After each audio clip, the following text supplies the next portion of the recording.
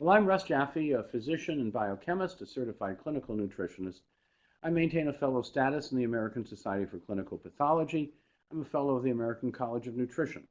I'm a scientific fellow of the American College of Allergy, Asthma, and Immunology.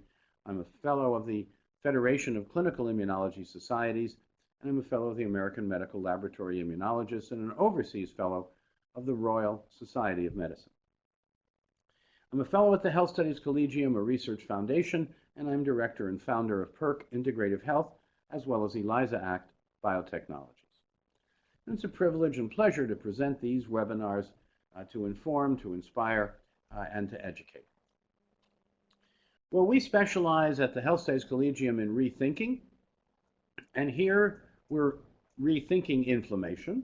So if inflammation was rethought, it would be to remove repair blocks, remove obstacles to recovery. Inflammation is really a lack of repair. Inflammation is really a deficit in the body's repair system due to some obstacle to recovery. Could be too little of something essential, could be too much of something toxic. But inflammation is really a lack of repair, and when we appreciate it from that perspective, we find that cardiovascular diseases and type 2 diabetes and Alzheimer's, diabetes of the brain, arthritis in its many permutations, autoimmune diseases and neurological diseases, pulmonary diseases, even cancer, and the cardiovascular component prominently have repair deficit, actually inflammation at their cause. The articles from Grundy and Kahn and colleagues review this matter, and the data has gotten stronger over the years. So if inflammation is really repair deficits, what does this apply to? Well, in hearts and blood vessels, it's the coronary artery disease, it's the arteriosclerosis, atherosclerotic heart disease, it's the peripheral vascular disease, it's stroke. In joints and limbs, it's rheumatoid and osteoarthritis and tendinitis. In the liver, it's infectious or non-infectious hepatitis and other sources of glomerulonephritis. Immune system allergies, sinusitis, and asthma. In the intestines, irritable bowel syndrome, Crohn's disease, and ulcerative colitis. These are all specific descriptors, specific manifestations of repair deficit of inflammation. And when we understand inflammation and can manage it, when we can correct repair deficits, we should see concurrent improvement in cardiovascular, joint, liver, immune system, and gut health. Well, inflammation is repair deficit, and there are some predictive indices of risk or predictive tests, some of them old-fashioned, like the ESR, erythrocyte sedimentation rate. The ESR of less than 3 millimeters being healthy for men and less than 7 for women indicates whether you have excess protein of an inflammatory or inducible nature. The ESR goes up when your body needs to repair but isn't able to complete repair, and there are many different components that induce the ESR to rise. And so more specific and more predictive tests have been developed. These include the high sensitivity C-reactive protein, HSCRP. Our goal for this is less than 0.5. Healthy people have an HSCRP less than 0.5, and risk goes up dramatically when the HSCRP is above 0.5. Another indication of inflammation being repair deficit is the oxidation antioxidant status.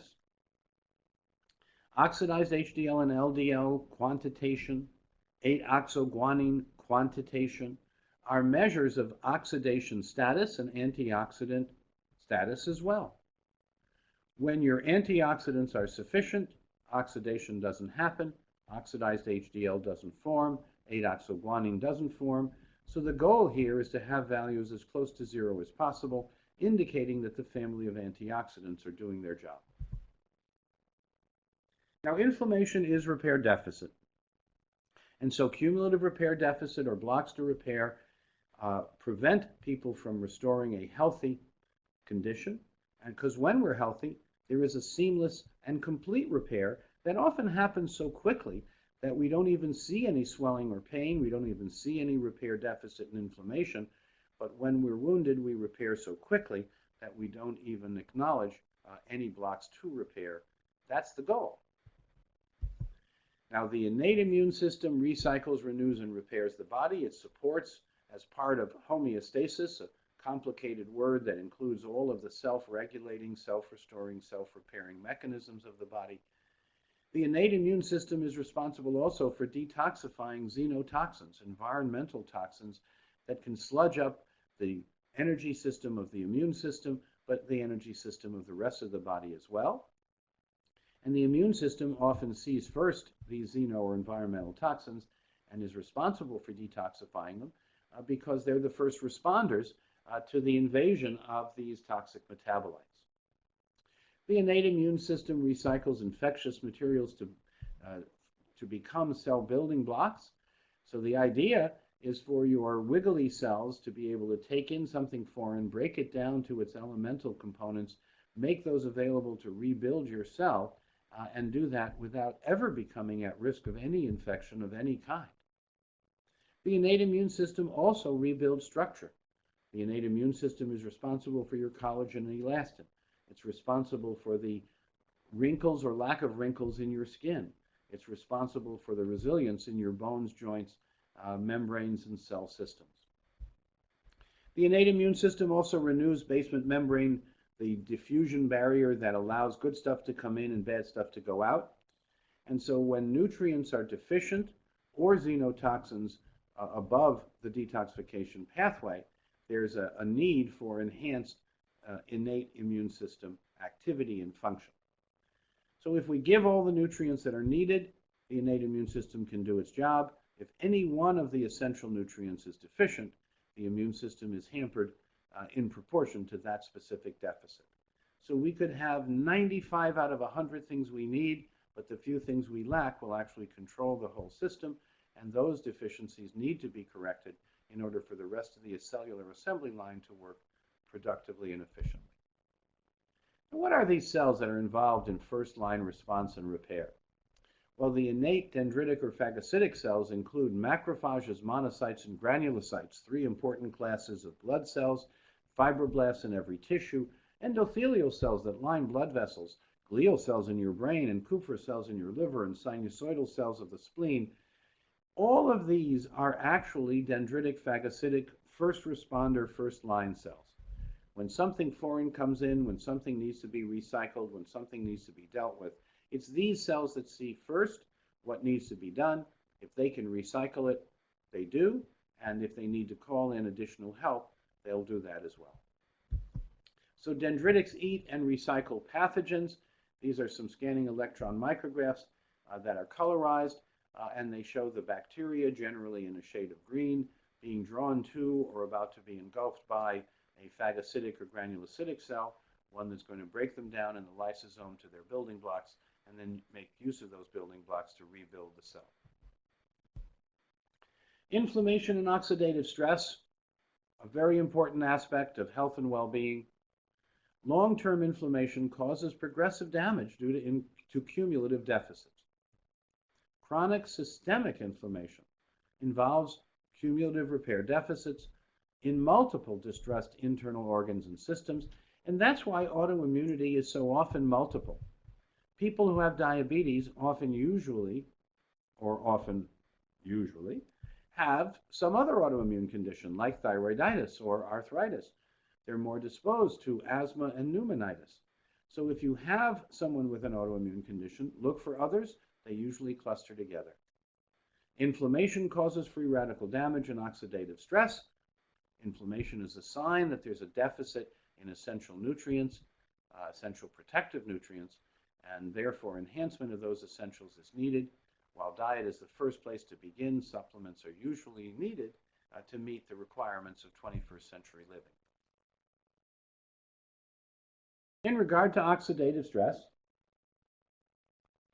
and how free radical damage harms the cell, we see a diagram that oxygen can go into the nucleus with the help of sugar and come out as energy. That's good. But that oxygen radical with an unpaired electron, if there isn't some superoxide dismutase or catalase or some other sink or sponge to soak it up, if there were not enough antioxidants, then damage to mitochondrial DNA might occur or to other structures of the body. And so this is a diagrammatic way of understanding that oxygen is essential for oxidative phosphorylation inside the mitochondrial battery of the cell, and that cell, that mitochondria, will then export energy to benefit the cell. There also are oxidative free radicals that must be neutralized by antioxidants in sufficient amounts to prevent damage that ages or impairs cell function. So oxidative stress uses antioxidants up. As antioxidants go down, oxidative stress goes up. Antioxidants mean vitamin C, vitamins E, selenomethionine, zinc, and many, many more. There are dozens. Essentially all the essential minerals, all the essential vitamins are antioxidants, and then there are a few more cofactors that also function as antioxidants. When antioxidants go down, oxidative stress goes up, free radical damage goes up, accelerated damage and impairment to cells goes up. So we can choose by our habits, by what we eat and drink, think, and do, to have adequate antioxidants come in to soak up the electrons and turn them into energy, or we can let them go free and oxidize and age us. Polyphenolics are an important category, and they're related to this subject because flavonoids and flavanols from foods are potent plant antioxidant promoters of repair. Flavonoids are safest as quercetin dihydrate, most effective as quercetin dihydrate, and we use exclusively the quercetin dihydrate flavonoid. Flavonols include soluble oligomeric proanthocyanidins, OPC. They complement and synergize between flavonoids and flavanols. So quercetin dihydrate and soluble OPC go together. They work together. They're the colorful compounds found in fruits and vegetables. The superfoods and superfruits are rich in these polyphenolics. But since most people do not get enough of them even in season, let alone out of season, it is important to supplement and to have enough of these flavonoid and flavanol compounds, but from safer sources, specifically quercetin dihydrate and soluble OPC. Quercetin dihydrate is one among thousands. It's a natural component of most fruits and vegetables. It's hypoallergenic, potent, safer, and effective. It enhances endurance, but it's different than other flavonoids that can at higher doses be irritating or problematic. Quercetin dihydrate promotes repair. It's anti-allergic, it's anti-inflammatory. For many people, it replaces the need for antihistaminics, for Allegra, or other H2 blockers. Quercetin dihydrate promotes repair. Quercetin dihydrate activates mast cells, basophils, neutrophils, eosinophils, T and B lymphocytes, and many other cells to promote repair. Quercetin dihydrate promotes healthy blood clotting. Not too much, not too little, just enough in the right places. Quercetin dihydrate prevents and reverses oxidative damage in the lens, the cataract. It prevents or reverses oxidative damage in blood vessels. It can prevent or reverse arteriosclerotic heart disease or coronary artery disease or peripheral vascular disease. It augments nitrous oxide. NO here stands for nitric oxide, not for the opposite of yes. It augments nitric oxide production and enhances endothelial function that way. So quercetin dihydrate promotes repair and does a lot of interesting things. Oligomeric proanthocyanidins, OPC, has been studied. It's bioavailable. It's a powerful antioxidant, more so even than vitamins E, although they all work in different places and are needed. More powerful even on a unit basis than vitamin C or beta-carotene. It decreases blood pressure. It decreases hemoglobin A1C levels. It increases vitamin C that protects LDL and VLDL oxidation, thereby protecting endothelial cells, blood vessels, reducing the disease, heart disease, coronary disease, heart attack risk, and stroke. OPC polyphenolic flavanol synergists are water-soluble extracted. They are the better soluble form. They are not distilled with toxic chemicals. We never have acetone, methylene chloride, xylene, or toluene touch any of our raw materials, and certainly not our OPC. So the fact that you have this polyphenolic does not mean you have the right form. We at PERQUE, of course, specialize in using only the better, safer forms, the water-extracted soluble OPC. And then in the PERQUE Repair Guard, we add freeze-dried pomegranate juice, cold-pressed juice, not the skin or rind, antioxidant, it's anti-inflammatory, it promotes prostate and hormone health, it promotes blood vessel health as well. But you have to be very vigilant. When we asked for the pomegranate juice, we received what tested to us like pomegranate rind or skin. And so we asked the manufacturer for the pomegranate juice that was made from pomegranate juice. And they said, oh, you want the pomegranate juice made from juice. And they sent an empty box. And we called them and said, the box arrived, but it was empty. And they said, oh, goodness. We'll send you another sample. And they sent the sample, and it was freeze-dried juice, and it was perfect. And it was done on the day that the empty box was sent. So they knew what they were doing, and if we didn't ask enough of the right questions, or if we weren't careful enough about the answers, if we weren't meticulous about making sure that we're getting what we want always and consistently, we could have been fooled, and that would have led to products that don't work. There are many products that don't work because the ingredients don't work. We at PERQUE always use the forms shown to be beneficial in outcome studies and in forms that are meaningful to get the results.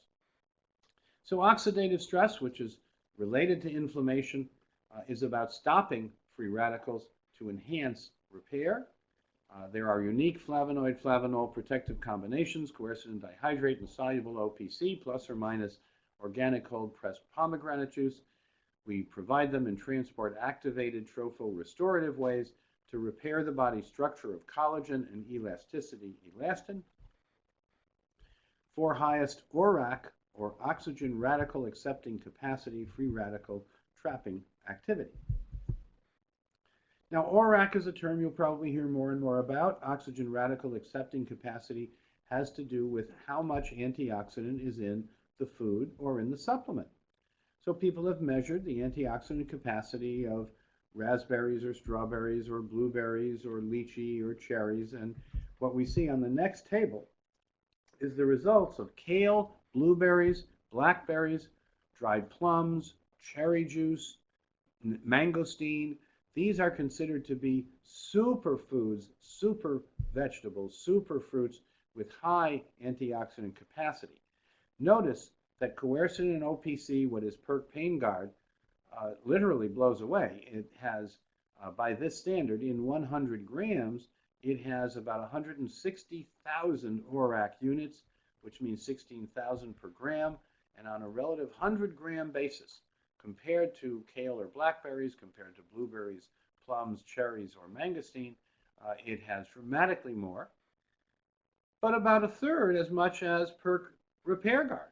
So PERQUE Repair Guard at 480,000 ORAC units per 100 grams, which means 48,000 per gram, is 3 times the oxygen radical capacity of Pain Guard. There's about 3 small Pain Guards in each slightly larger PERQUE Repair Guard. And these are, as far as I know, the highest ORAC capacities ever recorded for any supplement, for any food, for any fruit. The lab that did the analysis for us called us up, and they were amazed that we had so much capacity in so little volume or weight. Now, what is a typical use of these kinds of products? For health maintenance, quercetin dihydrate might be a gram a day, 1,000 milligrams, OPC 10 milligrams, pomegranate juice maybe 60 milligrams, and that on a daily basis for healthy people is a good maintenance. For acute inflammation, a sprained ankle or a sprained back, you might want to double that or even quadruple it, and for a period you might want to take that double dose every 15 minutes until you're comfortable. So in an acute situation, the quicker you can get the quercetin dihydrate and soluble OPC in, and in large amounts every 15 minutes, the more quickly you will repair. Now for chronic or persisting inflammation, 4,000 to 12,000 milligrams, 4 to 12 grams a day of the quercetin dihydrate, 40 to 120 milligrams of the soluble OPC, that would be 4 to a dozen a day. The pomegranate juice is in the Repair Guard, and we do this on a daily basis to maintain comfort, of course, but also to maintain a high sensitivity CRP that's less than 0.5. So an HSCRP less than 0.5 is our goal, and we'll take enough of these polyphenolics in their safer, effective form to achieve an HSCRP of less than 0.5. Now let's compare nature's solution to inflammation to the typical medications. You see some categories on the left. Then you see quercetin dihydrate plus OPC and pomegranate juice powder as a column. Then professional anti-inflammatories, other products as a column. And then COX-2 inhibitors, medications, NSAID like ibuprofen as the fifth column. So let's look by item. And we see that quercetin dihydrate plus OPC plus or minus pomegranate juice powder gets the best recommendations, whether we're talking about ORAC trapping or heart and vessels or diabetes and brain or aging and vision or skin or urinary tract issues or sugar levels and impact, better than any professional anti-inflammatory, because all PERQUE products are active, whereas professional anti-inflammatory products are at best half active and then very often contain ingredients that at higher amounts have not been shown to be anywhere near as safe or effective as quercetin dihydrate, soluble OPC, and pomegranate juice. If you compare this with a COX-2 inhibitor or an NSAID like ibuprofen, you find negative results, not neutral. Important to remember that they work opposite to one another. So don't mix NSAIDs, COX-2 inhibitors, and aspirin. Do not mix any of those with polyphenolics. When we talk about the PERQUE products like PERQUE Pain Guard and PERQUE Repair Guard, they're meant to stimulate repair. They are not meant to poison the repair enzyme. The COX-2 inhibitors, the NSAIDs, poison the repair system of the body, and we don't recommend doing that. So ascorbates and polyphenolics have synergy between one another. Buffered vitamin C, ascorbate, and quercetin dihydrate are antihistaminic for safer regulation of a mucosa that's often swollen during allergy season. Quercetin dihydrate enhances the reduction of DHA, dihydroascorbate, the oxidized ascorbate, to recycle it back to reduced ascorbate by glutathione or others.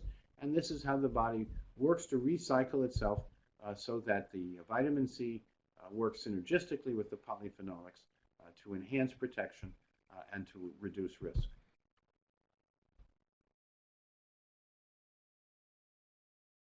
Now, ascorbates and polyphenolics have the synergy that I indicated. Quercetin dihydrate at a half to 20 grams plus or minus, plus soluble OPC plus or minus the pomegranate juice as capsules based on the oxidative stress need are recommended. The clinical parole, the takeaway for practitioners, is to protect and activate repair, to recycle ascorbate, to find safer synergistic flavonoid and flavonol that are antihistaminic, steroid sparing, and that activate elective, protective, detoxifying, and recycling energetic producing mechanisms in the body. Now to introduce the products that represent the results of all this science. The PERQUE products in specific are PERQUE Pain Guard Forte and PERQUE Repair Guard. These are combinations of polyphenolics. They work synergistically with what you see on the right of your screen, PERQUE Potency Guard, a triple recrystallized, fully reduced, fully buffered, all L-form ascorbate that we recommend for safety and efficacy. We also recommend PERQUE Whey Guard Repair meals, essential available nutrients in an ultra-low glycemic load novel meal. We actually went out and did a glycemic load study and had a glycemic load less than 10, the best of any of the meal proteins that are out there.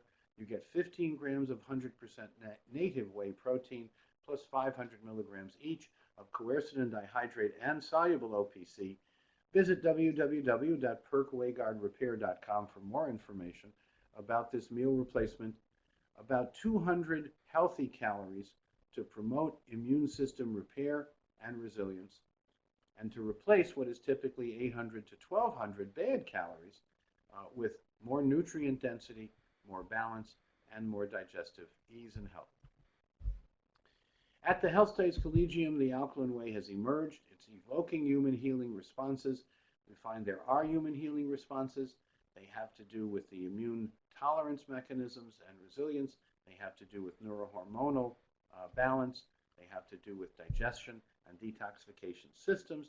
They have to do with eating, what you can eat and drink, think and do, what you can assimilate, eliminate, and make use of with help and without harm. There is a well-guarded program that brings this all together to restore competences of immune tolerance, neurohormonal balance, and digestive and detoxification capabilities using the physiology first principles of the Health Studies Collegium and provided uniquely by PERQUE Integrative Health. So PERQUE Integrative Health has certain fundamentals. Step 1 is to determine the client's status via online or paper health appraisal assessment questionnaires, HAQs. The second step is lymphocyte response assays, LRA by ELISA ACT tests to find hidden allergens. The third step is personal PERQUE supplementation, and this together is what we call the Alkaline Way, so that you can eat what you can digest, assimilate, and eliminate within healthy homeostasis and immune tolerance. And indeed, an alkaline diet saves lives. And not a few lives, at a minimum 100,000 lives a year, possibly as many as 400,000 people a year could be saved if people just switched to an alkaline diet. And if they added the targeted supplementations to optimize their nutritional vitality and to minimize their risk, many, many more could additionally be saved. Now, the immune system wants to be enhanced and to stop being burdened. A hospitable host to pathogens is someone who's susceptible to whatever goes around at whatever season of the year it is. If someone sneezes, they get sick. Allergens that provoke symptoms are indication of hospitable hosts. Repair is being deferred in hospitable hosts. Defense work has to go first, and hospitable hosts are so preoccupied with defense work that they never get to the repair and other components. LRA by ELISA ACT tests are functional tests that identify the causes of immune overload. Innate immune system challenge underlies most metabolic syndrome is a paraphrase from Julian Seifter in his textbook, Cecil's Textbook of Medicine, showing that when you overload the immune system, you often end up with metabolic syndrome and metabolic acidosis, and that both need to be addressed, otherwise they progress to more serious chronic complications. The Alkaline Way benefits include neutralizing excess acids to sustain health. Alkaline Way benefits include restoring digestive and immune system health. And the Alkaline Way benefits include regaining tolerance to immune reactivities and restoring tolerance in the immune defense and repair system. The first morning urine pH after rest is the specimen we use, and the green zone here on the chart on the lower left shows the healthy desirable range, 6.5 to 7.5. If you're consistently above 7.5, that's catabolic illness tearing you down and wasting your protein. If you're consistently below 6.5, you have excess acid that wears you out and also wears you down from chronic and degenerative diseases and predisposes you to autoimmune diseases. So with the help of high contrast pH paper with a range of 5.5 to 8, we test after rest. We test after 6 hours or more of rest to check the urine pH after it's equilibrated with cells in the bladder and in the kidney. We have a food effects chart, food and chemical effects on acid-alkaline body chemical balance. You want 3/4 to 80% of what you eat to be from the left side if you're repairing. You want 60 to 2/3, 60% to 2/3 of what you eat to be from the left side if you're maintaining health. So you always want to be eating a little bit more of minerals and buffering elements to neutralize excess metabolic acids, to prevent metabolic acidosis from forming. You want 20 to 40% of what you eat to be from the right. These are the more concentrated sources of nutrients, including dairy and meat, eggs, and certain oils and certain vegetables. So please eat the foods that are alkaline and health promoting for you. Eat them in adequate amounts and then supplement as needed in order to minimize health risk and maximize health gain. The Alkaline Way markers of health and risk include the markers of inflammation, like high sensitivity CRP, which should be less than 0.5, or ESR, that should be less than 3 for men and less than 7 for women. Alkaline Way markers of health and risk include detoxification and methylation epigenetic markers like homocysteine, and the goal value is less than 6. Alkaline Way markers of health and risk include oxidation and antioxidant status. Oxidized HDL and LDL and 8-oxoguanine should be as low as possible, essentially not detectable. Stress hormone balance, cortisol and DHEA in their free form, free cortisol and free DHEA, should be in balance at 4 different time points during the day. Acid-alkaline metabolic status should be measured by the first AM urine pH and keeping that in the 6.5 to 7.5 range. And we do now add vitamin D levels, and they should be in the 50 to 80 range for optimum health and risk minimization.